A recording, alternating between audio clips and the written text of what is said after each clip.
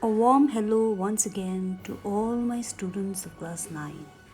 So I am back today with another lesson and it is titled If I Were You. Now this is a one-act play written by Douglas James. Now what do you understand by one-act play? Well, a one-act play is a play that has only one act, as distinct from plays that occur over several acts. One act plays may consist of one or more scenes.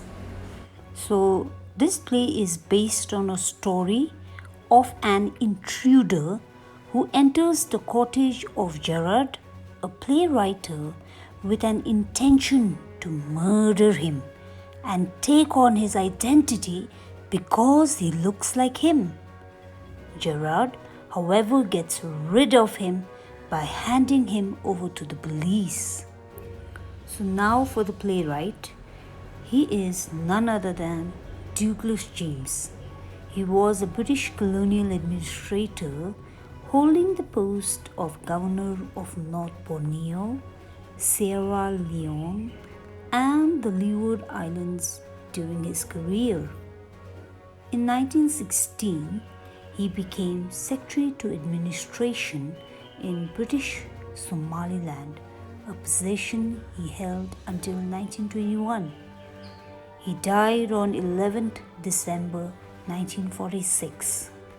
So this play is set in a small cottage. The room has an entrance on the right-hand side with a curtain on it.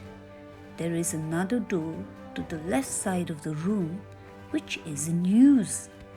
The room has simple furniture, a small table to the left, a chair or two, and a small bed on the right side of the room. On the table, a telephone is kept.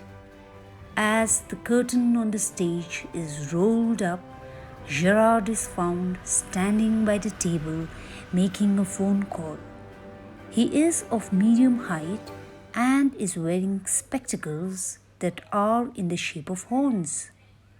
He is wearing a lounge suit and a greatcoat. His voice indicates that he is cultured and well educated. Gerard is speaking on the phone. He says that the person should call him up directly. He adds that he would reach in 10 minutes, bids goodbye, and puts the receiver back on the phone. Then he goes to the divan and starts packing the stuff in a traveling bag. While he is busy packing, another man who is similar to Gerard enters the room silently from the right side. He has a gun in one hand. He is dressed in a bright colored dress, an overcoat, and a soft hat. He bumps into the table and Gerard turns around at the sound. Gerard speaks pleasantly to the stranger and says that he is surprised to see him. The intruder says that he is glad to find Gerard happy to see him. He adds that Gerard won't remain happy when he comes to know of his intentions. The intruder asks Gerard to raise his hands. Gerard finds the intruder's behavior to be dramatic and not very natural. The intruder says that he is trying to be composed, and Gerard adds that he wants to say that he is trying to be composed and nonchalant, that is, not to show any anxiety or enthusiasm. The intruder thanks Gerard for completing the sentence and says that soon he will stop acting smart. He adds that he will torture him and make him crawl. Gerard says that the intruder could ask him anything, but before that, he wanted to sit comfortably. The intruder commands Gerard to sit on the chair, and so he sits on the divan. He wants to talk about the two of them. Gerard says that finally he has a person who is concerned about him and wants to know about his past. He adds that he would tell him about his life, how as a child he was stolen by a group of nomads, and why at the age of 32 years he was living all alone at the small cottage in Essex. By saying this, he developed an air of suspense around him. The intruder was not intrigued by Gerard's words.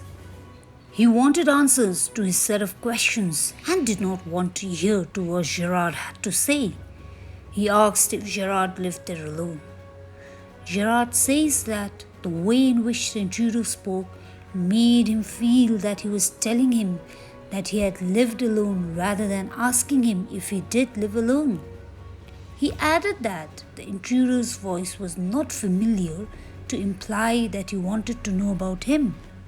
The intruder repeated his question with emphasis and asked if Gerard lived there alone. Gerard asked what he would do if he did not answer his question. To this, the intruder warned Gerard that if he did not want any harm, then he should obey his orders. Gerard spoke intelligently and replied that his good sense reflected in his ability to avoid pain than the mere desire to avoid it. He asked the intruder about his opinion and addressed him as Mr. to indicate that he wanted to know his name.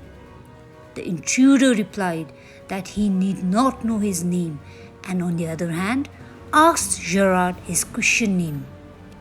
To which Gerard replied that his Christian name was Vincent Charles. The intruder's next question was if Gerard had a car. Gerard replied negatively.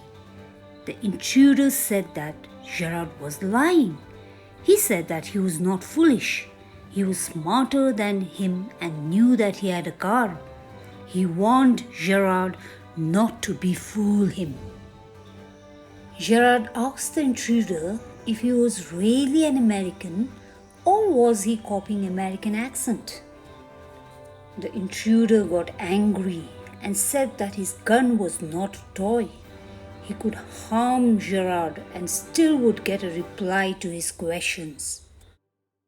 Gerard showed that he got scared and said that he would be happy to help the intruder. He accepted that he had a car and said that it was in the garage. Then the intruder asked whether the place was frequented by many people. Gerard replied that he rarely had any visitors. He added that very few people underwent the trouble of visiting him. Other than the baker, greengrocer, and the milkman, no one really bothered to visit him. The intruder said that he had come to know that Gerard did not meet tradespeople. Gerard commented that the intruder had gone through a lot of trouble to gain information about him. He added that as the intruder knew a lot about him, he should disclose some details about himself too. He added that the intruder had been reserved and had not talked much about himself. The intruder said that he had a lot to talk about himself. In case Gerard thought himself to be smart, he was smarter.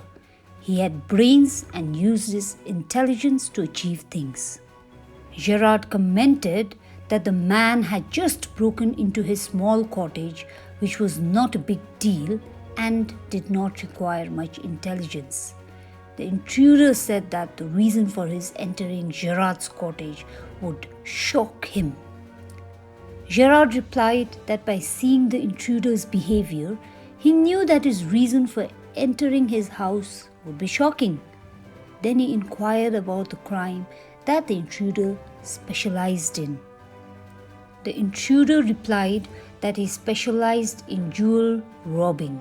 He added that Gerard's car would be a gift for him because it was stylish. Gerard commented that in Essex, jewels were hardly found. He wanted to say that it was futile for the intruder to visit the area as he would not find any jewels there. The intruder added that just like jewels, crops were also scarce in Essex, and so he could live there peacefully. Gerard asked if the intruder wanted to live with him. He commented that the decision was sudden and that he had not invited the intruder to live with him. The intruder replied that he did not take the trouble to ask permission from Gerard because he won't be there for long. Gerard asked what he meant by that. The intruder replied that the surprise was that he intended to kill Gerard. Gerard said that the man sounded harsh. The intruder replied sarcastically that he would be sorry to do that because he had developed a liking for him. Gerard said that killing a person was a serious crime and advised the intruder not to do so. The intruder said that he was being chased by the police as he had already murdered a person. If he would kill another one, the punishment would still remain the same as they could not hang him to death twice. Gerard said it meant that the intruder was planning to murder him without any reason. He agreed that the intruder would not lose anything, but asked him that what he would get by killing him. He wanted to know the reason for him to kill Gerard. The intruder replied that in return for killing Gerard, he would get freedom. As he had committed a murder, he was hunted by the police and was hiding like a rat. Upon stealing the identity of Vincent Charles Gerard, he would live a life of freedom. He could go to places, eat, and sleep without the fear of being caught by the police. Gerard commented that in many dramatic plays, the villain was showed to be a foolish person. He would delay being killed and eventually get frustrated due to the delay. Then he would commit some foolish act and get trapped, but the intruder was luckier than such villains. The intruder replied that he was fine because he was doing this for a reason. He wanted to live on the stolen identity of Vincent Charles Gerard. He enacted Gerard's style of speaking, which he had learnt when he had overheard Gerard talking on the phone. The intruder mimed Gerard and asked how was his performance. Gerard commented that the acting was not very attractive. The intruder commented that it wasn't so because Gerard's behavior was such. He added that he only required spectacles and he would look just like Gerard. Gerard asked the intruder what he would do about his clothes. His dress sense was not like him and could put him in trouble. The intruder replied that that was not a problem, as he would wear Gerard's clothes. They would fit him well. Gerard said that the intruder did not understand his remark when he said that the intruder was luckier than most melodramatic villains. He added that he was not praising the intruder's intelligence, but he wanted to say that the intruder would not kill him until he had a major reason to do so. The intruder commented that that was what Gerard thought. Gerard said that the intruder would leave him alive. He thanked God that the man had not shot at him till that moment. The intruder ordered Gerard to be quick and disclose all that was going on in his mind. He was getting bored by the lengthy conversation. Gerard said that the intruder's plan to escape the police by killing Gerard and stealing his identity. The intruder confirmed his plan. Gerard asked the intruder that was he sure that his plan would help him escape the police. The intruder said that he had planned everything. He did a job in the town. Something went wrong and he murdered a policeman. Since that day, he was on the run.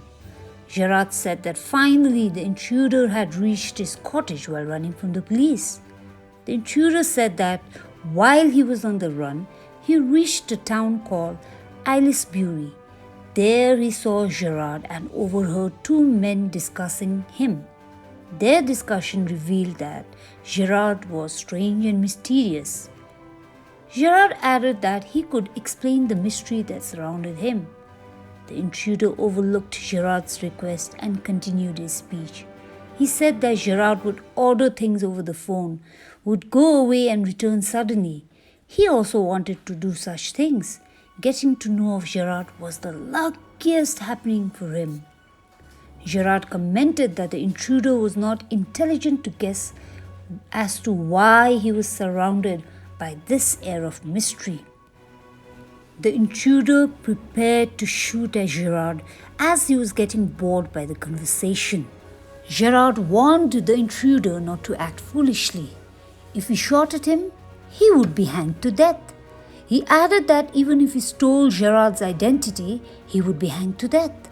The intruder got curious upon hearing this. Gerard said that this was the big surprise for the intruder. The reason behind Gerard being a secretive man, him not having any visitors, and his activities being suitable for the intruder was that he was also a wrong man. He was not an honest man like a school teacher. His game got over when he had to kill someone with a gun. After that, one of his accomplices got caught by the police. They got evidence against Gerard from him. That particular night, Gerard was expecting that the police could raid his house to catch him, and so he had packed his bag and was ready to escape. The intruder had no clue to all this.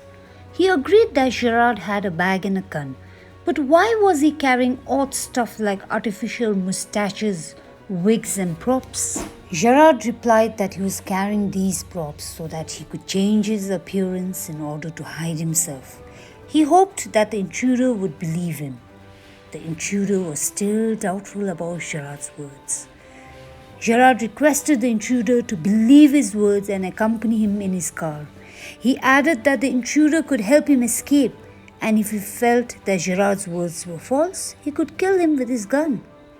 The intruder believed Gerard and said that probably he was right. Gerard was in a hurry. He picked up his hat and bag. The intruder warned Gerard that he was watching his moves. Gerard said that one of his accomplices had been positioned on the road to warn him if he saw the police. Just then, the telephone bell rang and Gerard said that it was time to leave.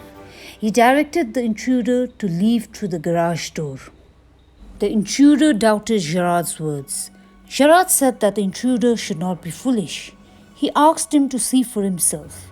He opened the door and stepped to one side so that the intruder could see outside. The intruder leaned forward with the gun still, and it was then that Gerard pushed him into the cupboard. The gun fell down.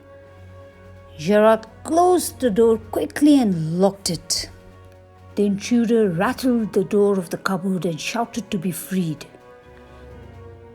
Gerard answered the phone and said that he would not be able to deliver the props in time for the rehearsal of the play because he had been troubled by someone. He added that he would add this incident to his next play. This shows that Gerard was a playwright. He asked the person to send the sergeant to his residence. He added that probably the sergeant could be found in the public bar. And with this, we come to the end of this lesson. I hope you all understood. If you did not, please write to me on my WhatsApp number. And then we will definitely sort it out. Thank you and stay safe.